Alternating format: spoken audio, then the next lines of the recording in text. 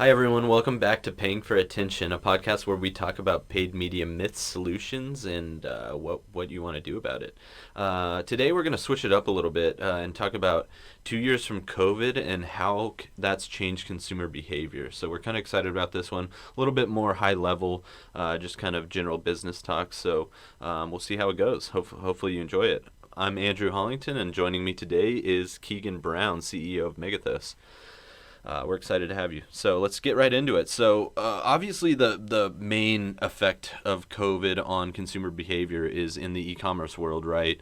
We're stuck at home, more mobile than ever, needing things delivered to us, things like that, right? So obviously, it changed e-commerce sales. I think for the better. We saw big increase in e-commerce sales in mid to late 2020. Want to just start there, Keegan, and talk a little bit about that? Yeah. So obviously, I think everyone out there probably experienced more e-commerce shopping themselves, and if you're involved in the industry at all, you probably saw that giant spike. Like you said, it makes sense. People were stuck at home. People were afraid to go to stores, malls, all that. So, e-commerce really took off right, pretty much April on from 2020. Yeah. And we'll talk about that in a second in terms of what that ended up sparking. But we saw a huge increase in 2020. 2021, we also saw a pretty record year as well. We saw a little bit of that level out for a lot of our clients. But overall, a lot of clients saw, still record years or better years than every other year before 2020. And I think, for the people who did see a better year in 2021, were able to really kind of get a good market in 2020 if they really expanded. Also, for the people who kind of saw it level out, at least in a lot of our cases, we did see Amazon stop advertising for a lot of products, which changes the entire game. For a lot of our clients, they've taken up anywhere between 20 and 50% of impression share. So without them in 2020, some of these companies really got to flourish, and then Amazon kind of slowly came back and kind of leveled out some of their sales in 2021. But that's kind of the first big thing, obviously. Yeah, I think a couple key points there. I think generally the companies that did well in 2020, I think it was fairly easy to do well in 2020. I think more consumers means you're going to see some sort of spike, right? Yeah. I think the companies that continued to see improvements in 2021 were well-established brands, right? I think branding is a key thing because more consumers in the marketplace means typically more competition, right? There were a lot of startups around this time as well. It's a good time to be at home and start up your e-commerce brand. New drop shipping competitors on the marketplace. There's more choices than ever, right? So with Amazon competing less, there were, I would say, more smaller competitors kind of joined the fold and started competing there. Yeah, and I think that's a good point. A lot of new companies started. We get a lot of prospects that say, "Hey, we started June of 2020, and look at our sales." And I think you made a good point about brand, right? I think the companies that did well in 2021 had a defined brand either already, or they really defined that in 2020 and really were able to stand out. Yeah. And a lot of these like overnight startups that really didn't think about branding. We saw a lot with people selling PPE. A lot of other things like that just kind of came out. They had no branding. They just put some products up on a Shopify site, and maybe they saw some sales. They didn't last. So I think that's a really good point for 2021 and now 2022 and beyond, is that branding aspect that people really started to care about that a little bit more as they were shopping online. Yeah. I mean, I think that's a big thing. I mean, we had a prospect come to us that was selling, COVID masks and things like that. So like, what is the brand doing? Are you just trying to benefit on the pandemic? That's obviously pretty short-sighted and just trying to profit for the for the short term. But the brands that really heavily invested in a good solid foundation and like you said, stood out, because I think the big thing is Amazon's not going anywhere. that's obviously the standard when it comes to e-commerce. Yeah. We're spoiled as consumers to have an Amazon out there that we know the product's going to be a fair price. We don't even really need to shop around for price a lot of times when Amazon has it in bulk, so they have the economies of scale going for them, and it's going to be shipped in 2 days in most cases. Almost a lot of consumers have Prime. I honestly don't know anyone that doesn't have Prime. So when Amazon is the standard, you really have to start doing things to stand out to sell your products effectively, right? So with consumers spending more time on their computers and phones during this pandemic, awareness should be higher. You should be able to get in front of them more. But you do have to invest a lot up front in those brand awareness plays and really establish the trust of your brand. These sales don't just come overnight unless, we have seen some brands that, their products just sell like hotcakes. People love it. And you don't have to do a bunch of branding. But I think it's important that when you are a startup in the e-commerce space, you kind of do need to invest in the brand, and you're not going to see that return right up front. Yeah, I think that's important, and I think more so just the brand, but the customer experience. When you think about, over the last decade or so, obviously more and more people have been on the internet. More and more people are shopping online. Again, thanks to places like Amazon and other good e-commerce companies, right?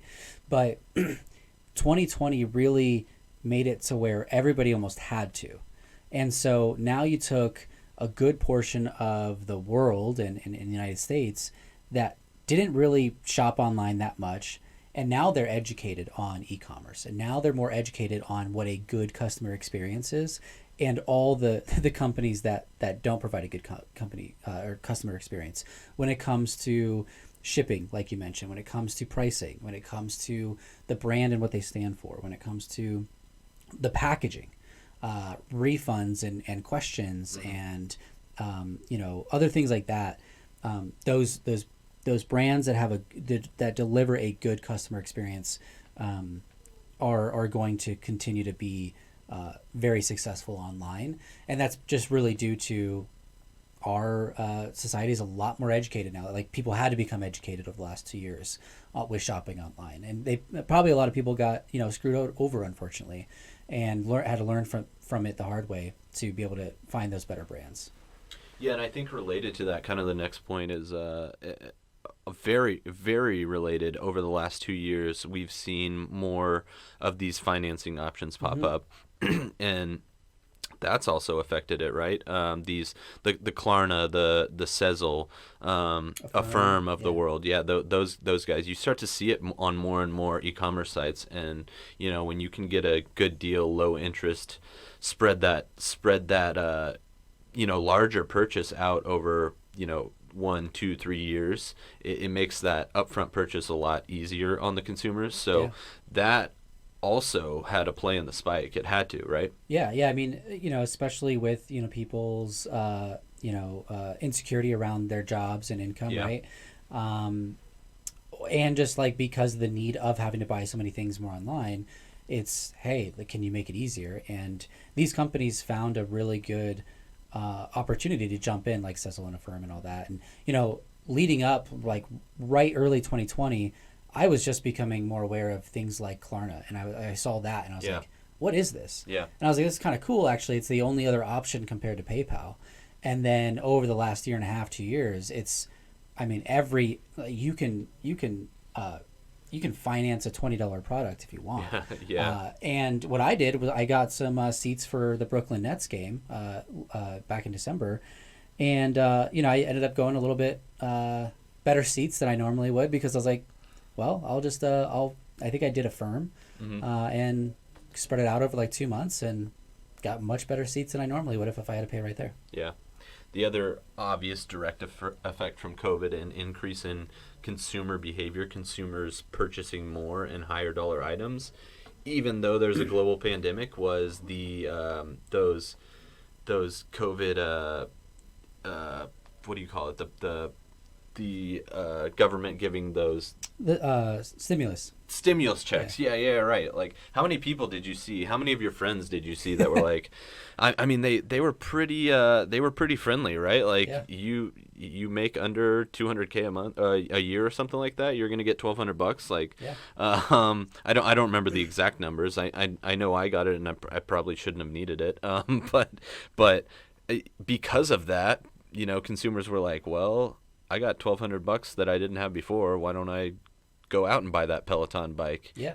Why don't I invest in my home gym? Why don't I, those are two easy examples because, and it affected different, that brings up another point. It affected different industries differently, right? Like Yeah. home gym, Yeah. home gyms were a big thing during COVID, right? So Yeah, I couldn't Peloton sales were through the roof, Yeah. and yeah. And no, I mean, I couldn't get any home gym equipment for like 2 months. I was Yeah. pissed. Yeah. And everything was like quadruple the price. But no, you bring up a good point. All other industries were affected, right? So while everyone, with the stimulus checks, with kind of the need for it, but people weren't going out to bars and restaurants, right? Yeah, true. Movie theaters, sports, and other events, right? A lot of your entertainment budget that people have was cut because you couldn't use it. So, well, then we're gonna buy better clothes. We're gonna buy more streaming things, home gym equipment, those types of Peloton bike, right? So definitely a lot changed there because you didn't even have the option to go to a nice restaurant over the weekend or to the movie theater or go out to the clubs or anything like that. Yeah, yeah.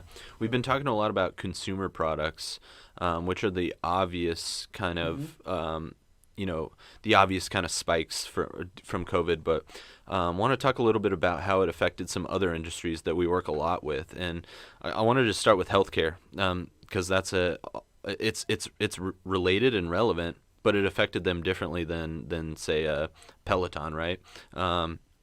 They are what happened in healthcare that we see with our clients is these COVID spikes caused some seasonality for us with that was really kind of hard to deal with, honestly. Yeah. The COVID would spike, consumers would kind of freak out. Healthcare, you would think, would take advantage of that, but what a lot of people that don't work in the healthcare industry didn't think about is what about the sheer volume of patients that they had to deal with, of customers that they had to deal with. Yeah. Sometimes it became too much where staffing became an issue. Yeah. And so what happens on our end is, well, we're honestly doing too good, guys. Like, we kind of need to cut budgets here, like, and it would just lead to changing goals. Like, okay, well, we need to shift our goal here because we need to stop focusing on COVID. Those are coming at us easily. Like, we're getting those in the door, no problem. We need to shift focus here, right? And so goals would change, budgets would change. It brought about a different type of seasonality than we've ever seen before. Yeah, and that's a great point. And I think while understandably, everybody talks about healthcare workers and everything that they've done, right? And again, completely understandably, but what you don't see is healthcare marketers and operations having to also shift everything about their job at a moment's notice every time there was a spike, right? So in more, patient facing healthcare, when it's coming to things like urgent cares, hospitals, those types of things, when there's a spike in COVID, you're organically getting a lot more patients coming through the doors. And so that means, okay, now your marketing budget is changed because we can't handle, like you said, the sheer volume. On top of that, a compounding effect is healthcare workers resigning, getting sick, and just really not having enough. So not only was it too many patients coming in, people were leaving, the healthcare workforce, just really compounding that. And then you don't really know, as a marketer in operations, how much of this, business and patients coming in is because of COVID. When is it going to stop? When, we need to ramp up hiring and then COVID spikes kind of come down. Well, now do we need to lay people off? Do we need to look at shifting these different roles around? And I think it really makes it difficult for all of healthcare to really kind of navigate these different COVID spikes. And then on the flip side, when if you're looking at things like eye doctors or things that are, I would say, less urgent, right? But still related. When COVID spikes are going up, they're not getting anybody because those people are afraid to go into healthcare facilities to get their eyes checked or to get LASIK surgery or anything like that because they're worried about the COVID risk there. So then you kind of got the flip side on that. Yeah, true. Really good point. Another industry that we deal a lot with that might have had a bit of an opposite effect would be kind of higher education, right? Universities, tech schools, they were forced into going to virtual learning, right, through the pandemic, and that changed consumer behavior in itself, right? That changed how you don't value a virtual learning experience the same as going to a class and listening to a professor speaking directly to you, right? So talk a little bit about how you saw that change higher education. Yeah, so I mean, one of the first things, obviously, like you mentioned, going virtual, people don't value the same. And what happens, or what we saw happen is a good portion of the students that were in in-person classes, their current universities and all that, who then had to switch virtually, were really upset because they're not getting the same value. They're not seeing their friends or being able to have more like one-on-one with a professor. People are distracted at home on computers. We saw that across all of education, not just higher education, right? So that was a big issue there. But for how it really changed consumer behavior on actually improving or helping higher education was now if you're virtual and you're a local school or a regional MBA program or anything like that. Now there's less regional barriers so that you can actually target people who are in different states or different countries because now there's less barriers to actually join your programs, right? Because if you're virtual, it's just like, a lot of colleges have been adding, if not all of them at this point, online options, but now everything is online or, the last 2 years. And we're finally starting to see more and more of colleges and universities kind of change back to in person. But it really took away that regional barrier, which allowed marketers to go out and find prospective students in places maybe they wouldn't have tried before. Yeah, I think it's just it speaks to the adaptability that we need to have as marketers. The world changed. Consumers will eventually get over that and understand that's really my only option right now. If I want an education or if I want a certificate from this coding class, it's probably going to be virtual now.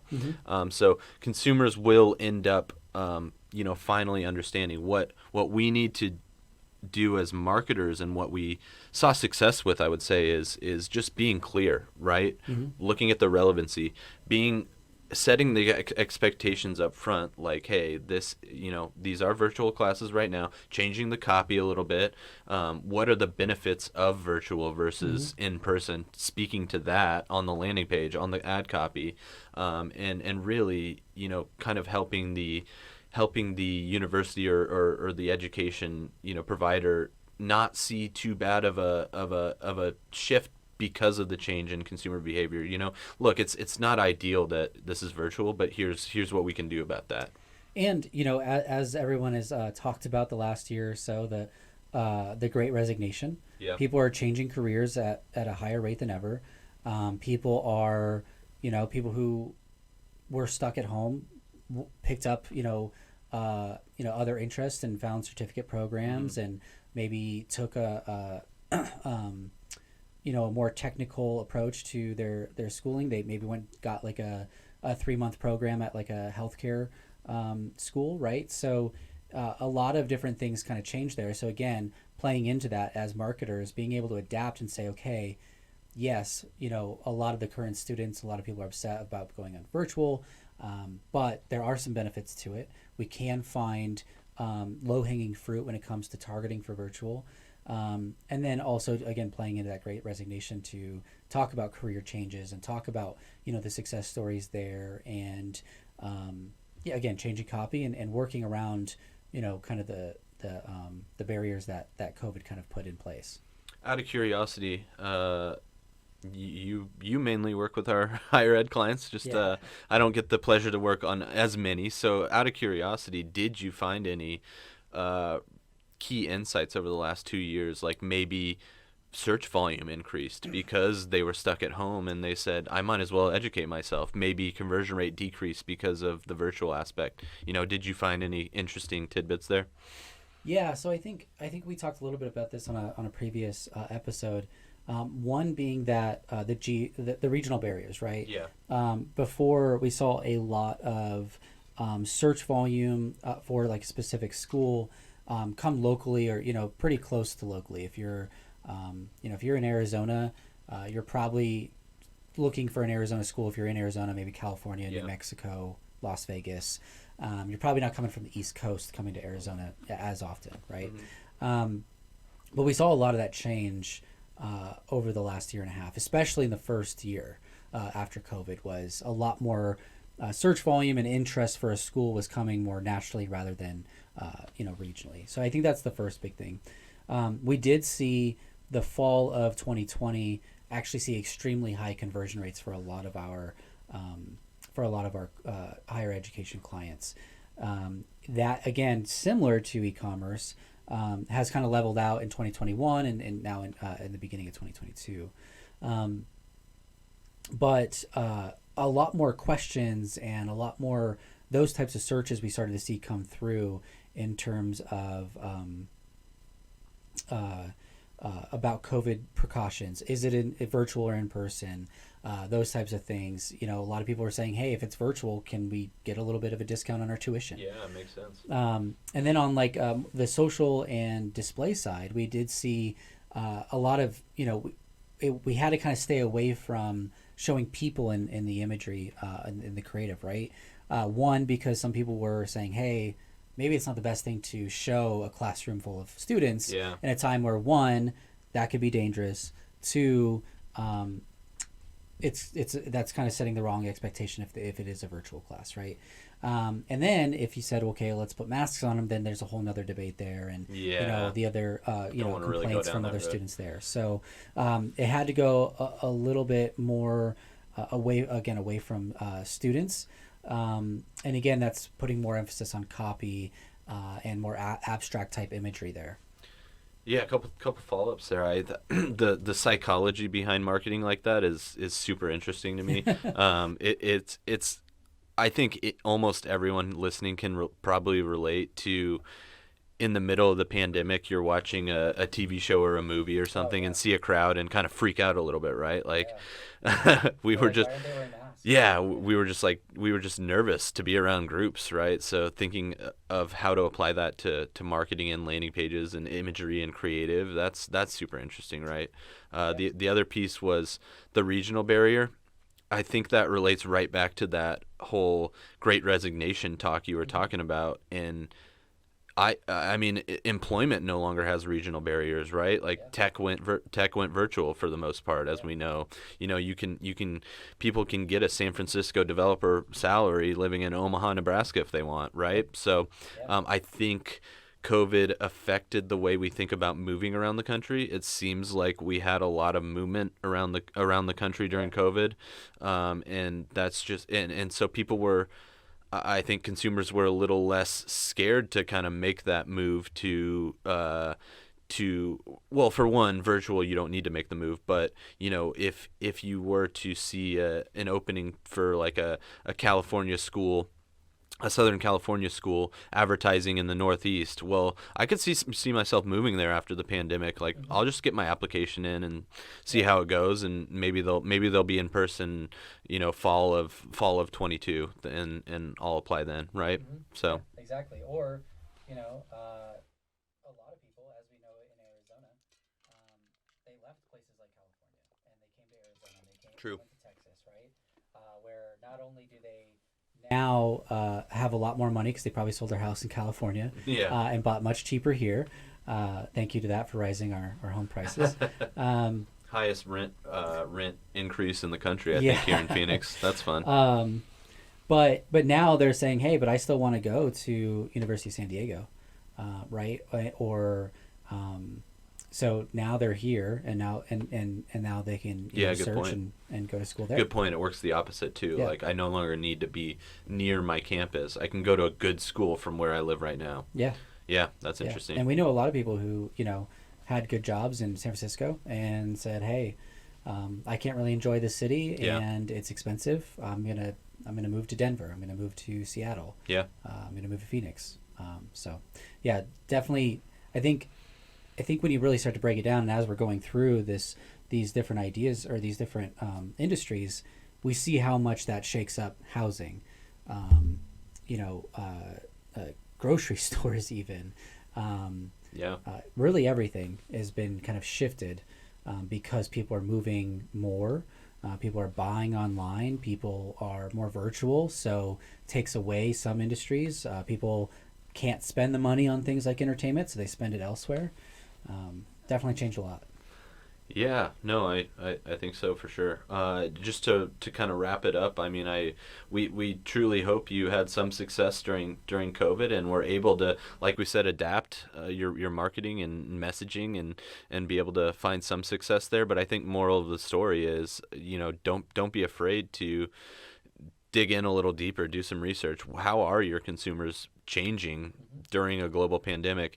We're nearing the end of it, hopefully, knock on wood. We've been saying that for a year and a half now, but we truly probably are at this point. How is that going to change consumer behavior again? And just get ready to adjust again. But yeah, I really hope you enjoyed listening to our rant on consumer behavior during COVID, and thanks again for tuning in. We enjoy having you, so tune into the next one. See you then.